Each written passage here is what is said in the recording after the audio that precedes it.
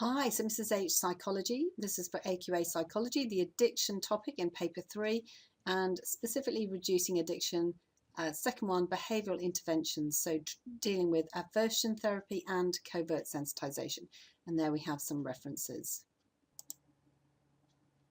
Okay, so 3 things really for you to start off with. The idea with aversion therapy, number 1, aversion.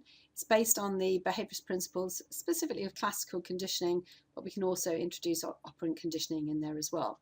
So you will, in a moment, be expected also to be able to do a little classical conditioning diagram, which I'll talk you through in a minute. Also mention the principle of contiguity, so that 2 stimuli have to be associated together in time, close in time, for that association to occur. And also this idea of counter conditioning, that if an association can be learned, so if we learn an association between a substance, for example, and a pleasurable state, we should also be able to counter condition that. In other words, learn an association of the substance with an unpleasant state. And that's what aversion is all about. So let's talk this through in general, first of all, with alcohol as an example. So here the method would be that participants were given an aversive drug, an emetic, for example, to induce nausea. And after about 5 to 10 minutes, they would start to vomit. So they feel very sick, and after a little bit of a time lapse, they would actually start to be sick. Now, in that time lapse, they are given an alcoholic drink, something maybe like whiskey, which has very strong taste and smell, to really form a very strong association. And obviously then the vomiting begins. The vomiting would occur anyway, but they're trying to link that up with the alcohol. And this would be repeated with higher doses and different alcohol. So we look at our diagram. Always worth you drawing this in. So UCS, unconditioned stimulus, leads to unconditioned response. And that would be the emetic, the aversive drug, for example, antabuse, which leads to nausea and vomiting. We pair that up then, the unconditioned stimulus antabuse, with the neutral stimulus. So here it is alcohol, and we get the nausea and vomiting. And therefore, after some pairings, we would have just alcohol leading to that nausea and vomiting. So that's the principle behind it. Let's have a look at it for gambling. So with gambling, instead of drugs, an electric shock would be used. Obviously, it needs to be painful enough to cause discomfort, but obviously no permanent damage. So the idea being, for example, gamblers would write phrases of gambling behaviour and non-gambling behaviour on cards. Participant reads each card, and when it's a gambling-related behaviour, they get a 2-second electric shock. Right, so the association is being formed between the gambling-related behaviour and the pain or discomfort. Just in the same way, unconditioned stimulus, unconditioned response. So the electric shock is definitely going to create pain and fear response. So we're then pairing that up with the neutral stimulus. In this case, it happens to be gambling or gambling phrases to get pain or fear response. And then it would be the gambling or gambling phrases or something associated with gambling that would lead to that pain or fear, certainly a negative and aversive response. Let's have a look at it in terms of smoking.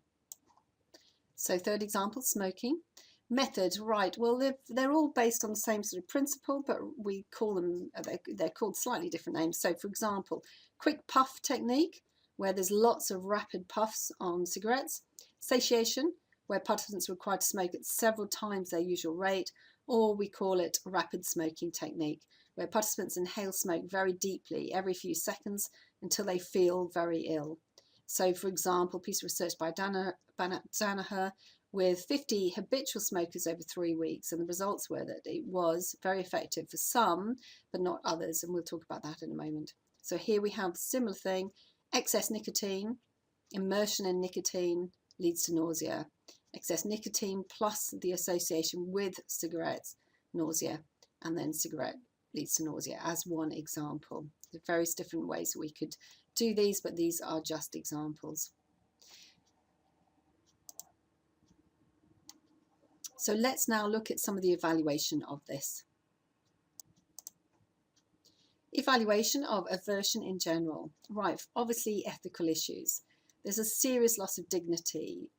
For example, it may be possible that they start to vomit in social situations where alcohol is available. And obviously that's not going to be very good. And there is still this risk of harm as well if you're vomiting very seriously, if you're vomiting a lot. So this doesn't tend to be used so often these days. Aversion. So obviously in terms of ethics, serious loss of dignity, protection from harm, etc. Secondly, aversion doesn't work with everyone. Even though classical conditioning says it should work for all, it's universal, it doesn't. And some people find it more effective than others. So it is limited in its usefulness. And you can see the research we mentioned above. Also, high dropout rates. Think about the method. It's not very enticing to get people to engage with it because they know that they're going to find it very, very uncomfortable. And not many people are keen to induce vomiting. So let's have a look at the evaluation of gambling. Okay, so with gambling, it seems that there are short-term benefits only. So McConney found that the benefits of aversion were more effective in reducing gambling and cravings after 1 month than after a year. So they found in a long-term LT, long-term follow-up between 2 and 9 years, that aversion was actually no better than the placebo group. Placebo group being the control condition who didn't have this sort of therapy. And we can also see our general evaluative points. Let's look at evaluation of smoking next. So to evaluate smoking, Hayek and Steed reviewed 25 studies of aversion to nicotine. And they found problems over the methodology in all of them except for one study. So for example, the problems were things like failure to use blind testing. So the researchers knew which were the participants in the placebo group and which were in the experimental groups. And obviously that's problematic because you're going to get bias, and it's very possible that they could have biased their results. So most of this research is pretty dated. Curtis et al. Also compared 2 groups, a discussion group with rapid smoking aversion, and the second group was just a discussion group only. And 5 months later, they measured the smoking levels. Both had decreased their smoking, but actually there were no significant differences between the 2 groups. And therefore, this is not seen as a particularly effective treatment program. So we can go on to evaluate it. It's also in comparison with covert sensitization. So we're now going to look at covert sensitization. Okay, so covert sensitization in general. Aversion, we would say now, is mainly replaced with covert sensitization, and it uses the same principles as aversion. So in other words, classical conditioning, learning an association between the addictive substance or activity and a negative aversive response. But actually this time, covert occurs in vitro. In other words, it uses imagination instead of the actual aversive stimuli. So the principle is, the procedure is really that the client is relaxed and the therapist reads and encourages a state of imagination of negative consequences associated with the addiction. And of course, it's important that imagination is very vivid, very real, because the worse the imagined response, the more effective the treatment is going to be. So let's look at this in terms of gambling and smoking. So for gambling, the method, the participants again are relaxed. Therapist reads a script instructing them to imagine an aversive or an unpleasant situation. And obviously the therapist wants to go into lots of detail about the senses, all the different senses, so sights, smells, etc., to help with that imagination. The more vivid that is, the easier it is for the participant, for the client. So they might imagine themselves gambling, then maybe feeling nauseous and vomiting, or some other different negative response. For example, Mary McMurran used slot machine gamblers with a specific fear of snakes, and got them to imagine that the payout wasn't money, but instead all these snakes pouring out of the slot machine. So here we've got imagined bad consequence, something really disturbing gives us a fear response, or it could be nausea as well. We then pair that up with this specific neutral stimulus. So here the imagined snakes, the really aversive idea, plus your neutral stimulus is going to be your slot machine gambling, and that will give us a fear response.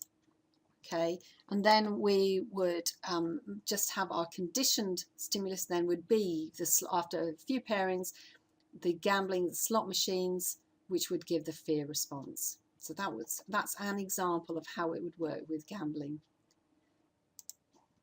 So linking it with smoking.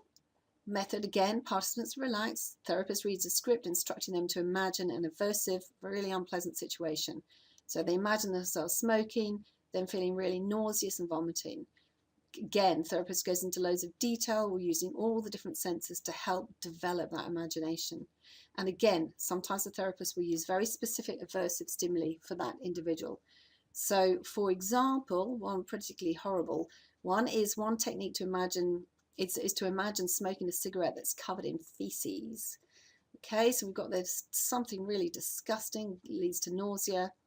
We then imagine that disgusting thing linked to a cigarette that we're smoking, leads to nausea, and eventually after some pairings the cigarette would lead to nausea. So let's go on to evaluate this covert sensitization. So evaluating it, covert sensitization with gambling, with the McConney study, she compared conventional electric shock therapy with covert therapy for a gambling addiction. Did a year's follow-up and found that the covert sensitization group was significantly more likely to have reduced their gambling activities. So we've got two different texts and referring to same year.